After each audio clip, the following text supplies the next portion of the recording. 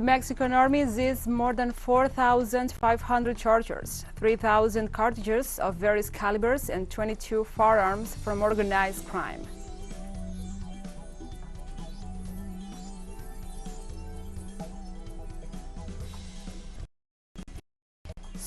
A tied lead for the right bloc appeared, which gave a coalition a possible path to form a government for the first time in nearly a decade.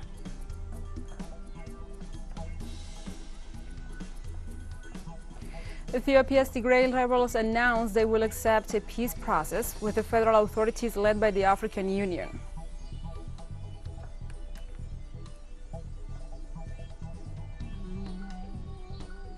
From the headquarters of TeleSUR English in Havana, Cuba, this is From the South. I'm your anchor, Gladys Quesada, and these are the news. Mexican Army seized more than 4,500 magazines, 3,000 cartridges of various calibers, and 22 firearms from organized crime.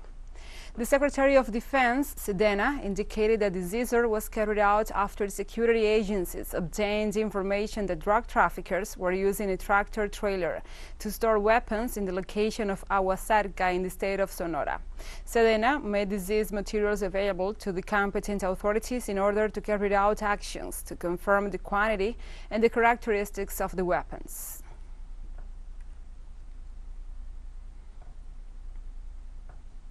On Sunday, Julian Assange's father and brother, John and Gabriel Shipton, were present at a rally outside the U.S. Embassy in Mexico City to demand the release of the WikiLeaks founder. The 24F Life and Liberty Coalition called for a rally with cyclists ahead of the visit of the U.S. Secretary of State, Anthony Blinken, who will arrive in Mexico on Monday for a dialogue with government officials. Mexican President Andrés Manuel López Obrador has repeatedly reiterated his support for Julian Assange and offered the WikiLeaks founder political asylum in January 2021. The 51-year-old Australian may be sentenced in the United States to 175 years in prison if he is found guilty of disclosing in 2010 on his WikiLeaks site more than 700,000 confidential documents on U.S. military activities, especially in Iraq and Afghanistan. Since 2019, Assange has been detained in the high-security Belmarsh prison, southeast of London. The British government already granted his extradition, but the journalist filed an appeal. Anthony Blinken, Secretary of State of the United States, travels around the world saying a principal concern of the United States is press freedom. However, they continue to persecute Julian Assange in the United Kingdom and bring him to the United States to put him in jail for 175 years. Julian is a symbol, a global symbol of press freedom worldwide. Social and indigenous movements in Guatemala mobilized on Monday in the country's capital to demand actions from the executive to address inflation, corruption, and the poor state of the road infrastructure. The demonstrations are heading towards the Plaza de la Constitución to demand an end to the criminalization of indigenous peoples, journalists, judges, and prosecutors. They will also ask the Public Prosecutor's Office to investigate and incarcerate corrupt officials. The demonstrators are also calling for the resignation of President Alejandro Giammattei and the Attorney General Maria Consuelo Porras with the slogan 2001 Years of Slavery, Misery, and Impoverishment of the People.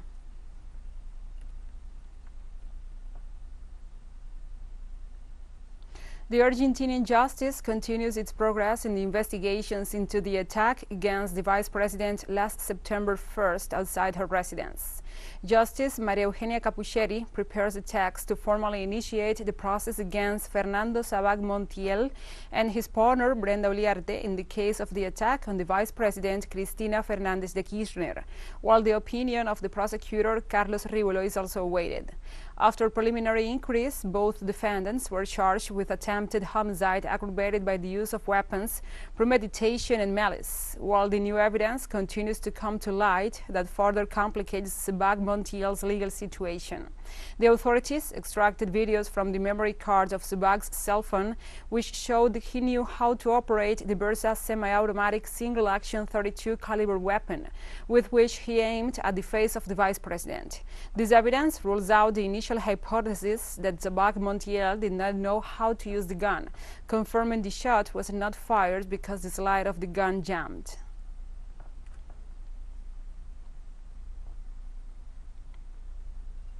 In Brazil, authorities report 22 fatalities after a shipwreck in the mouth of the Amazonas River in the state of Pará. The Secretariat of Public Safety of the Territorial Division confirmed that rescue teams were able to locate 2 bodies on Sunday. Among the 22 fatal victims of the accident that occurred last Thursday, there are 13 women, 5 men, 3 children, and 1 unidentified person. 15 of the bodies were transported to the coastal island of Marajó, and 5 were handed over to relatives in Belém. The 65 people who survived received assistance and were listened to in order to help in the investigations.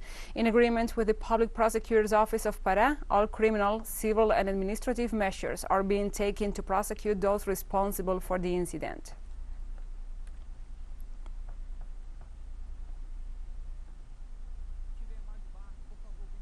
And the former President Donald Trump's attorneys said Monday they opposed the U.S. Justice Department's request to continue to review classified documents seized by the FBI from his Florida estate.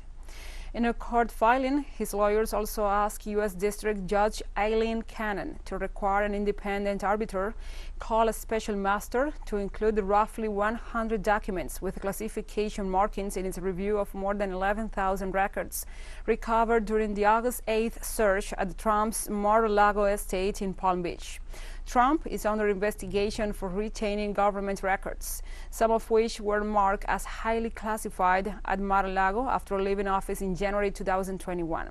The government is also investigating possible obstruction of the probe. These lawyers, or his lawyers, said Trump disputes the Justice Department's claim that the 100 records in question are in fact classified, and they reminded Cannon that a president generally has broad powers to declassify records.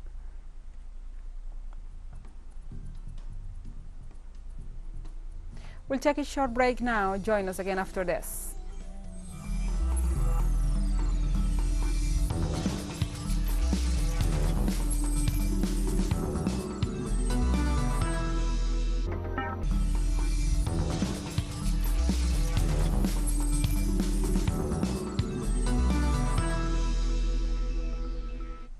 Welcome back to From the South. On Monday, Sweden's electoral authorities called a tight lead for the right bloc appeared, which gave the coalition a possible path to form a government for the first time in nearly a decade. Sunday's national election remained too close to call on Monday, with about 5% of electoral districts yet to be counted. But the early results gave right-wing parties 175 of the 349 parliamentary seats, one more than the left bloc. Postal ballots abroad were still to be counted, and while they have historically tended to favor the right, this means a full preliminary result is not due until Wednesday, when all votes are counted again to provide a final tally.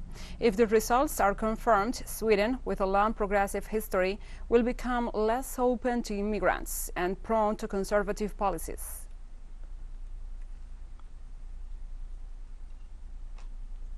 And Montenegro's government denounces having been the victim of a cyber attack that caused this weekend the collapse of all government pages and the halt of internet services in most of the country.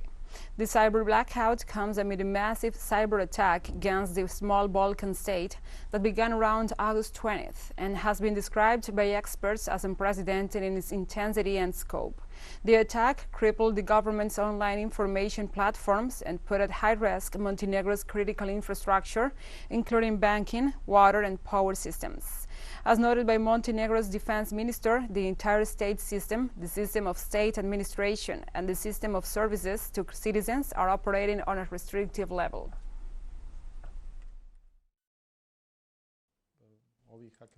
Despite all the investments we made in security for the system, these hacking attacks show how in this global world you are faced with this sort of destruction, which seriously paralyzed the system. We have been faced with serious challenges related to the cyber attack for about 20 days, and the entire state system, the system of state administration, and the system of services to citizens are functioning at a rather restrictive level. Iran strongly rejected on Monday the allegations it was behind the cyber attack against Albania. Albania cut diplomatic ties with Iran last week and expelled the country's embassy staff over a major cyber attack nearly 2 months ago that was allegedly carried out by Tehran on Albanian government websites. The move by Albania was the first known case of a country cutting diplomatic relations over a cyber attack. Spokesperson for Iran's foreign ministry, Nazar Kinani, said those allegations were false, urging Albania not to sacrifice its national interests for political motives. Kinani also denied reports that Iran has raised new demands beyond the 2015 nuclear deal in its latest response to the other parties.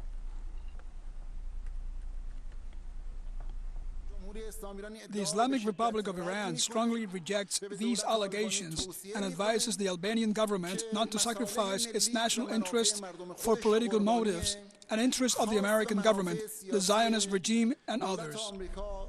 Candidates from the ruling United Russia Party won regional and municipal elections in Russia over the weekend. Vice President of the Security Council Dmitry Medvedev noted that the elections in the Russian people showed that they voted for the party's program developed for the citizens. According to Medvedev, the victory is a credit to the confidence of the voters, so he urged to continue to work to satisfy the citizens. The regional elections in the Eurasian giant are considered a sign of popular support for the ruling party. Experts consider them as an endorsement by the population of President Vladimir Putin's domestic and international policy.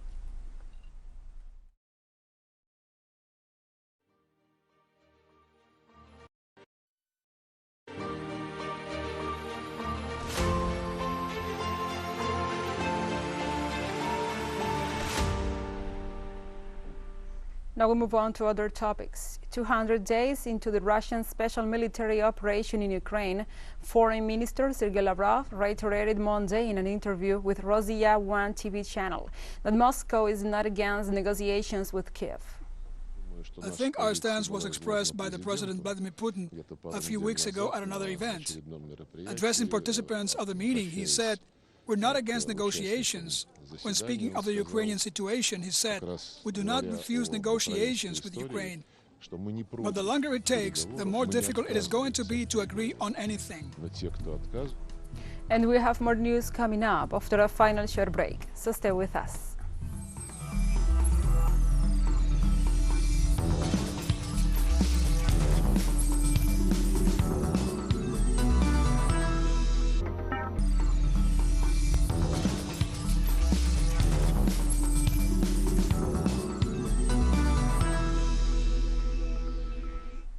Welcome back. On Monday, Ethiopia's Tigray rebels announced they will accept a peace process with the federal authorities led by the African Union.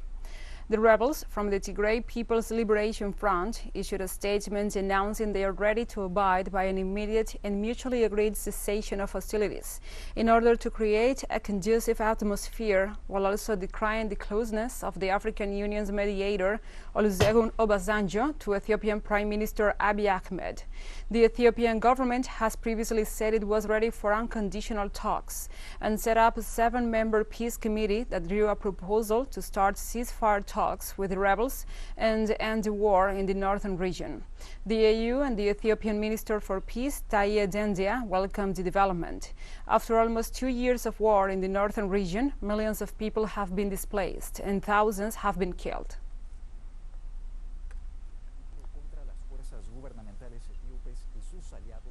United Nations denounces alarming increase in Palestinian casualties in operations by Israeli forces. The UN Acting High Commissioner for Human Rights, Nada al-Nashif, said that this has resulted in children being killed and injured by Israeli forces. In the report, UN also included the recent upsurge of fighting in Gaza in early August and the widespread use of live fire in security operations in the West Bank and East Jerusalem. In this regard, Nashif calls on the authorities to conduct prompt, independent, impartial, detailed, and transparent investigations into incidents in which civilians are killed or injured.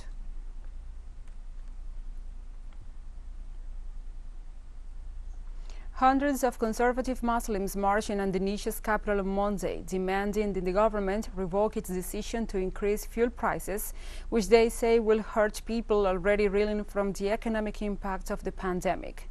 Prices of gasoline and diesel fuel jumped by about 30% last month after President Joko Widodo's administration cut fuel subsidies to reduce the country's multi-billion-dollar budget deficit. Authorities blocked streets leading to the presidential palace as the demonstrators filled a major thoroughfare. Many waved red and white national flags and flags bearing the Islamic Declaration of Faith.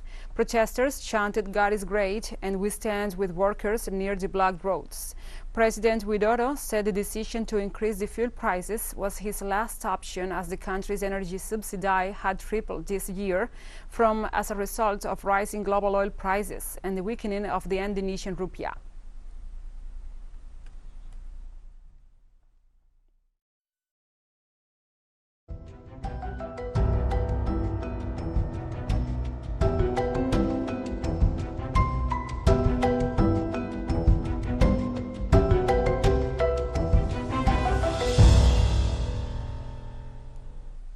Now we address other topics. More than 100 soldiers in China have scaled the mountains and waddled through the creeks to carry tons of relief materials to the isolated quake-stricken area after a 6.8 magnitude earthquake hit Luoding County of Gansu Tibetan Autonomous Prefecture in the southwest Sichuan province. So far, more than 13,000 rescue personnel from the People's Liberation Army, the PLA, the Armed Police, the Fire Department, and special police forces have been deployed to conduct rescue operations. Up till now, 135 trapped residents have been evacuated and 13 tons of relief materials were being delivered. Local disaster relief and reduction authorities have dispatched more than 20 experts to help analyze and alleviate the disaster and relief work. By Sunday, the earthquake has left 93 dead and 25 missing.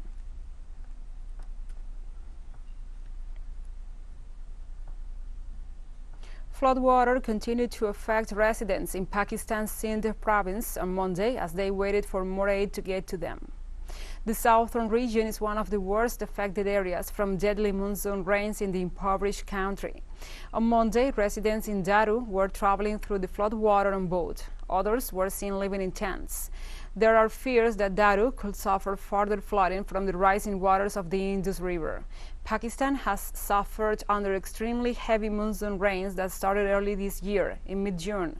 Nearly 1,400 people have been killed, 13,000 injured, and millions left homeless by the heavy flooding since mid-June. The waters also destroyed road and communications infrastructure.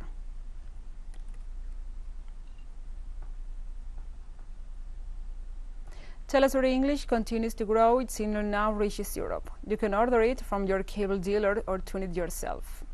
These parameters that you see on the screen are in place since July 1st. Quite soon, further changes will be implemented for the signals in the Middle East and Africa.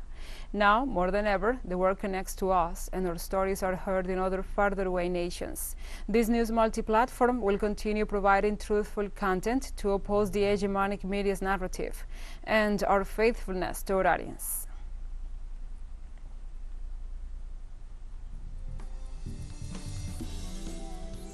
And we have come to the end of this news brief. But remember, you can find this and many other stories on our website at telesurenglish.net. And also, if you feel so inclined, please join us on social media for all the latest news. We are on Facebook, Twitter, Instagram, and Telegram.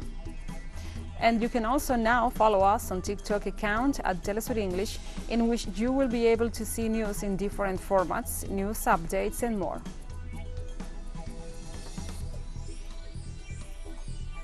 For TeleSUR English, I'm Gladys Quesada. Thank you for watching.